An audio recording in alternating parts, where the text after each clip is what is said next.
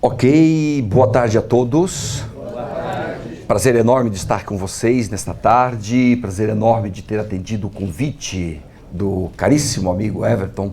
Aliás, este ano já é o segundo ou terceiro encontro que nós fazemos juntos pelas andanças nossas em todo o país. Eu falo para muitos jovens advogados e o Everton acompanha todos os eventos de jovens advogados. Parabéns, Everton. Cumprimentar Paulo Casseb, que fez uma belíssima exposição com vários dados esclarecedores, muito importantes para o posicionamento nosso sobre justiça militar. Eu daqui a pouco vou mencionar as experiências atuais da justiça militar dos Estados Unidos e vou dizer que ela é uma vergonha perante a sua justiça militar, ou seja, a nossa justiça militar do Brasil, porque ela não se observa os direitos das pessoas. Não existe processo público, não pode constituir advogado e vai por aí afora. Em síntese, eu quero expor e comparar essas duas justiças.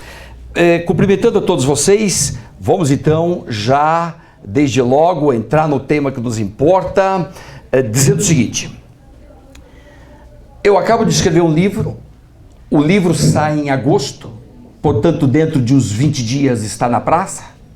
O livro se chama Beccaria 250 anos e o drama do castigo penal, civilização ou barbárie. Por que escrevi este livro? E me coloco à disposição de vocês, daqui a pouco, no encerramento, para contar, se quiserem, um pouco da história da elaboração do livro. Meus últimos 8 meses eu joguei todo ele em cima desta pesquisa. Como hoje eu me dedico somente à pesquisa e a palestras, eu só leio e escrevo o dia inteiro. Eu não tenho mais nenhuma função em lugar nenhum, nem mesa em lugar nenhum que não seja a minha quietinha do meu escritório. Só. E em virtude disso, eu me tornei um pesquisador. Estou produzindo muito, revendo coisas que eu escrevi, revendo obras clássicas, digo clássicas pelos anos de que foi publicada, como por exemplo, Erro de Tipo, Erro de Proibição, que eu vou relançar agora. Mas eu estou podendo agora me dar o luxo de ser pesquisador. Pesquisei 8 meses a vida de Beccaria, as contribuições de Beccaria e as críticas que Beccaria merece. Talvez eu tenha reunido neste livro, que sai pela Saraiva, a maior quantidade de informação sobre a vida dele. É possível, é bem provável. Em virtude da quantidade de tempo e de horas que eu gastei nesta pesquisa. Beccaria é autor de um livro clássico penal, Dos Delitos e das Penas. Livro que todos nós lemos no primeiro ano da faculdade. O livro foi publicado em 1764, portanto, há 250 anos. Beccaria é de família nobre de Pavia, mas ele fez toda a vida dele profissional em Milão, pertinho, 1 hora de carro. Em Pavia ele se formou aos 21 anos de idade. E depois foi embora para Milão. Como ele se formou em Direito, em 1759, com 21 anos, a pergunta seria: ele é um jurista? Resposta: não. Foi um jurista? Não foi. Foi um penalista? Em termos. Foi um político criminal? Excelente. Foi político criminal. Desenhou um modelo de prevenção da delinquência? Desenhou. Fantástico. Volto a isso daqui a pouco. Mas, acima de tudo, Beccaria foi mesmo um filósofo. Um filósofo de coração. Ele se apaixonou pela filosofia aos 21 anos, logo que concluiu a faculdade. Começou a ler ininterruptamente todos os filósofos da época. Especialmente as correntes francesa, escocesa e inglesa. Por isso que toda a formação de Beccaria, que ele põe no livro Dos Delitos e das Penas, é uma formação destes filósofos. Porque no fundo, Beccaria criou pouco. Ele não foi um criador, ele foi um grande sistematizador. Sistematizou as ideias, sobretudo filosóficas, que pairavam no ar nesse período. Quais filósofos? Ele leu Voltaire, ele leu Montesquieu, leu Diderot, leu D'Alembert, leu Hume, que aí já não é mais francês, leu Helvétius, etc. Essa formação filosófica de Beccaria permitiu a ele adotar uma postura crítica que é típica dos filósofos. Se ele fosse um penalista, talvez tivesse voltado sua atenção para a interpretação dos textos legais e aí teria tido uma formação intelectual mais normativista. Como foi um filósofo, abriu os olhos de Beccaria, isso possibilitou para ele um mundo de contribuições até hoje inesquecíveis. Beccaria continua mais atual do que nunca.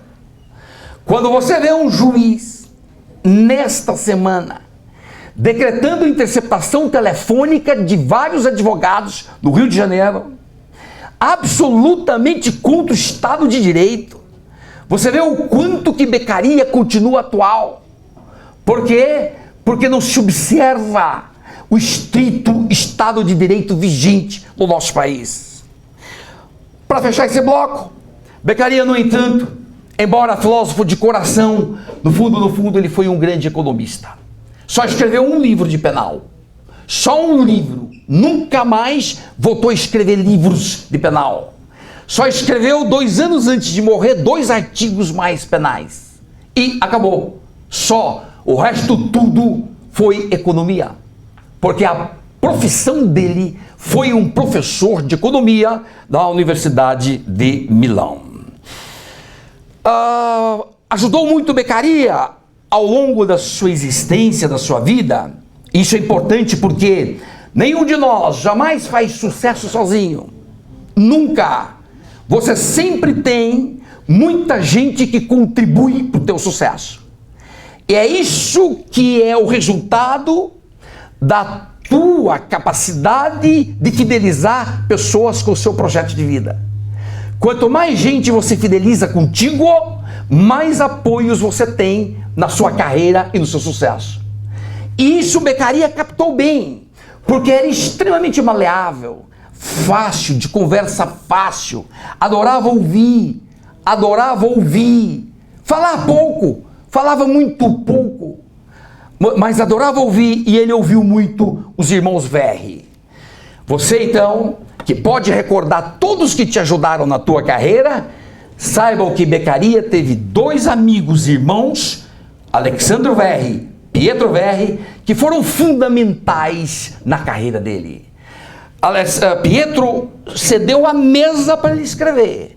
E ele escrevia na mesa, no período da tarde, em todas as tardes, escrevia na mesa do Pietro Verri. E por que esses irmãos foram importantes? Porque eles tinham um conhecimento jurídico muito bom. Eram professores de direito penal. E então sabiam a realidade. Beccaria jamais botou o pé num fórum. Beccaria jamais botou o pé num presídio.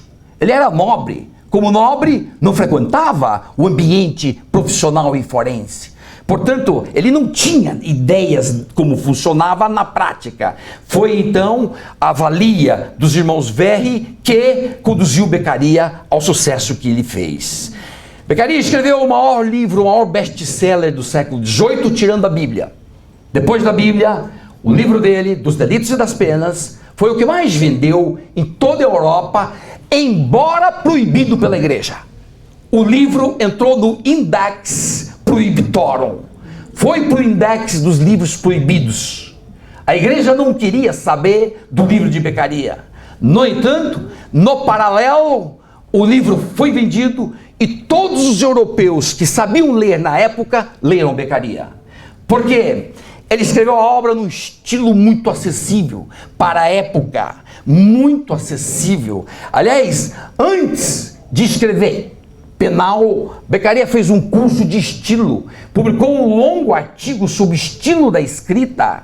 Não é o estilo gráfico, é o estilo de colocação das palavras, colocação das frases, os efeitos que você faz, o impacto que você gera quando você pronuncia palavras corretas, sujeito, verbo e complemento, frases, portanto, com uma ordem lógica. Ele estudou tudo isso e escreveu um longo artigo que precedeu ao delito e da pena.